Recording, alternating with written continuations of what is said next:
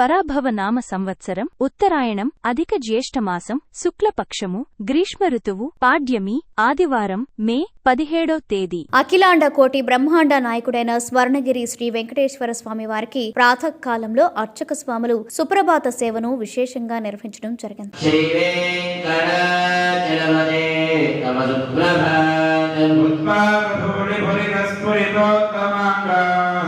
సుప్రభాత సేవ అనంతరం శ్రీ మహాలక్ష్మి అమ్మవారు 33 కోట్ల దేవతలు కొలువు తీరినట్టి గోపృష్ఠ దర్శనాన్ని చేయించడం జరిగింది.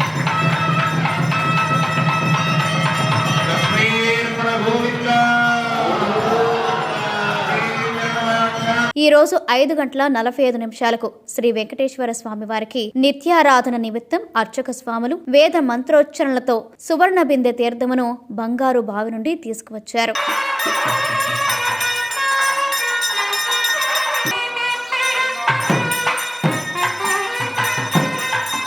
ఉదయం 7 గంటలకు శ్రీ వెంకటేశ్వర స్వామి వారిని మణిమయ శోభిత స్వర్ణాభరణాలతో పరిమళ భరత పుష్ప మాలలతో శోభాయమానంగా అలంకరించి సహస్ర నామార్చన సేవను ఘనంగా నిర్వహించారు.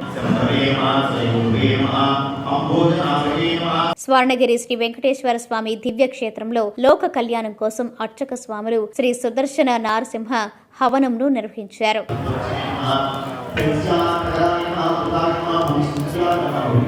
ఉదయం 10:30 జగదేక చక్రవర్తి అయిన శ్రీ పద్మావతి గోదాదేవి సమేత శ్రీ వెంకటేశ్వర స్వామి వారికి పట్టు పితాంబరాలు ధరింపచేసి నవరత్న ఖచ్చిత స్వర్ణాభరణాలతో పరిమళ భరత పుష్పం మాలలతో అలంకరించి శ్రీ స్వామివారి నిత్య కళ్యాణ మహోత్సవాన్ని అర్చక స్వాములు అంగరంగ వైభవంగా నిర్వహించారు. భక్తులు శ్రీవారి కళ్యాణ మహోత్సవాన్ని కన్నుల పండుగగా తిలకించారు.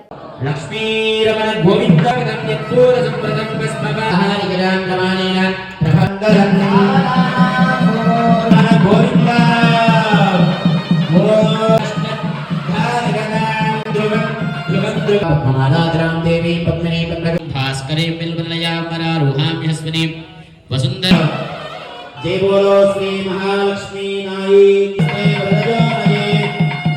गोविंदा लक्ष्मी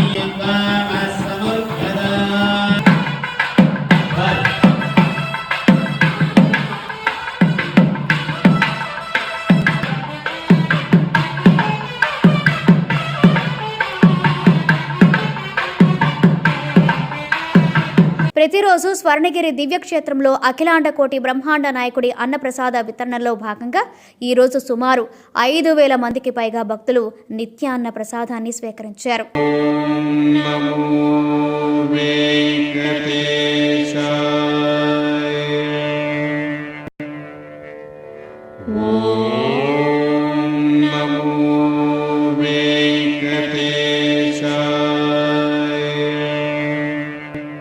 సాయంత్రం 6:30 ఆది మధ్యాంతరహితుడైన స్వర్ణగిరి శ్రీ వెంకటేశ్వర స్వామి వారిని మాడ వీధులలో శోభాయమానంగా ఊరేగిస్తూ భక్తులు గోవింద నామస్మరణలతో మేళతాళ మృదంగ మంగళధ్వనుల మధ్య శ్రీ స్వామివారి తిరువీధి ఉత్సవ సేవను ఘనంగా నిర్వహించారు.